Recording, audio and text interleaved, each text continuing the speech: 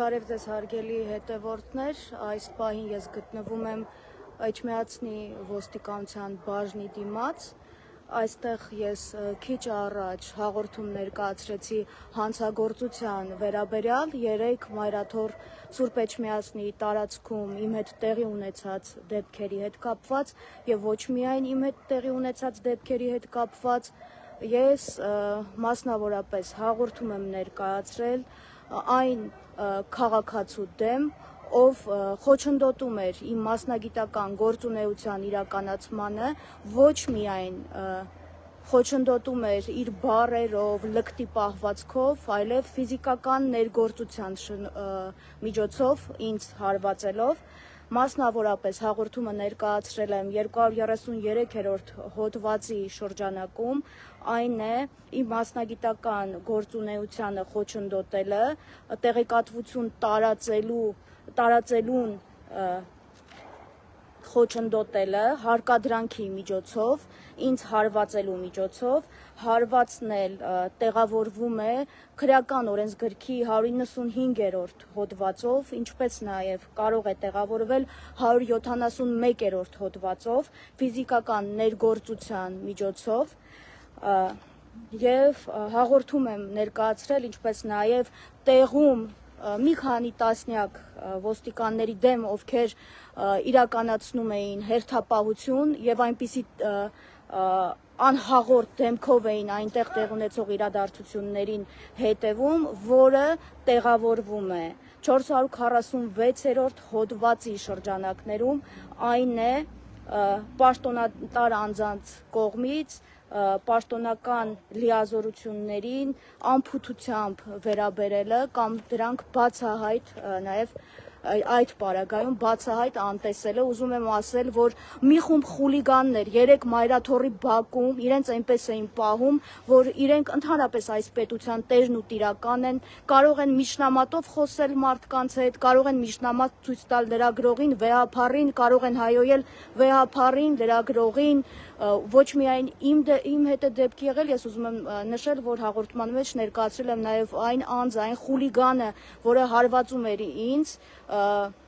հարվածել է նաև իմ գործընկեր Լիա Սարգսյանի ձեռքին, տեսանյութերը առկա են, ես տեսանյութերը ներկայացրել եմ Էջմիածնի ոստիկանության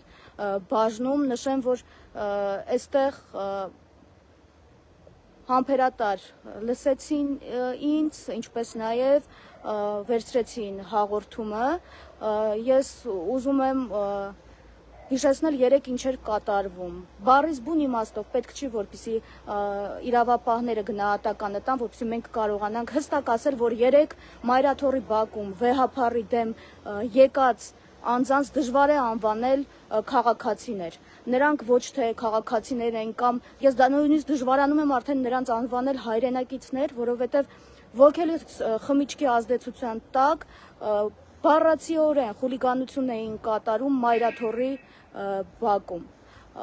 եւ տպավորություն էր, որ նրանք պատրաստ են ցանկացածին ծեծել, բայց գիտակցում էին, որ դրա համար միևնույն է պատասխանատվության չեն ենթարկվելու։ Ինչու էր այդպիսի գիտակցում իրենց մոտ, որովհետև չգիտես ինչպես, օրինակ ստացվում էր այնպես, որ Նիկոլ Փաշինյան վարչապետ գոռացող քաղաքացիները եւ վեհափառ Հայրապետին ամենավերջին բառերով դիմող քաղաքացիները հայտնվում էին ոստիկանական պատը, այսպես շատ պատահական ճեղքում էին, շատ պատահական երևի էլի, ասենց ճեղքում էին եւ հայտնվում էին վեհափառ Հայրապետի կողմնակիցների շարքում եւ սկսում էին այնտեղ խժդժություններ հրահրել եւ ոստիկանությունն էլ անգործության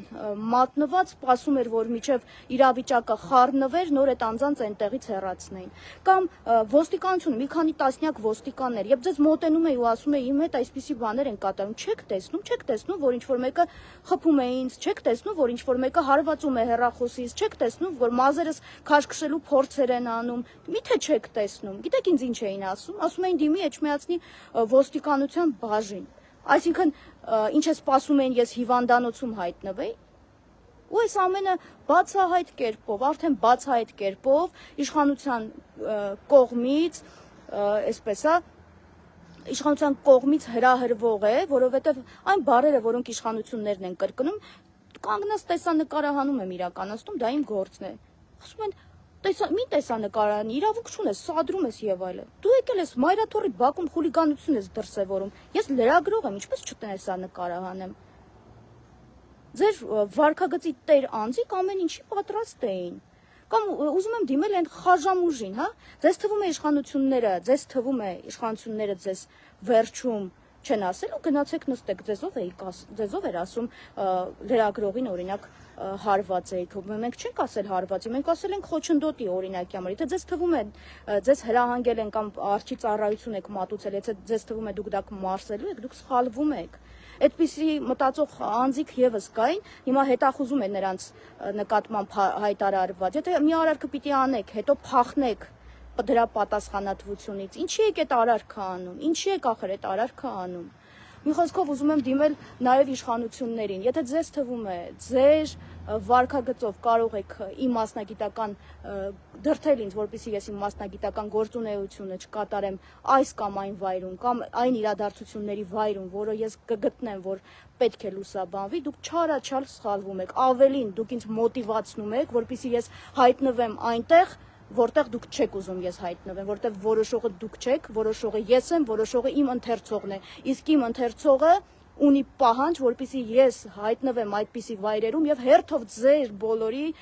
դեմքերը պատռեմ, ձեր աջակիցների դեմքերը պատռեմ։ Չնայած, եթե նրանք են ձեր աջակիցները, ես խղճում եմ ձեզ։ Դուք ինչպես եկաք իշխանության եւ ինչ դարձաք։ Հիմա ուզում եմ կրկնել, ես հաղորդում եմ ներկայացրել հանցագործության մասին, տեսնենք ինչ ընթացք կստանա եւ ուզում եմ դիմել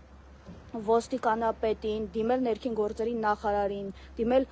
գլխավոր դատախազին։ Ի վերջո վեր կանգնեք քաղաքական խմորումներից։ Ձեր գործը ոչ թե Փաշինյանին, նրա եպիսկոպոսներին, նրա խաժամուժ աջակիցներին աջակցելն է կամ նրանց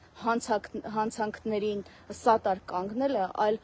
բնակիչների անվտանգությունը ապահովելը, հասարակական կարգը ապահովելը, լրագրողների նաև մասնագիտական անխոչնդոտ գործունեությունը ապահովելը։ Եթե այդքանը չեք կարողանում անել, ուղիղ ասեք, որ մենք այլևս նեղություն չքաշենք, չգանք այսպիսի հաղորդումներ ներկայացնենք եւ արդեն ժողովուրդը որոշի ում հետ ինչպես պիտի վարվի։ Շնորհակալ եմ, այսքանը հարգելի հետևորդներ։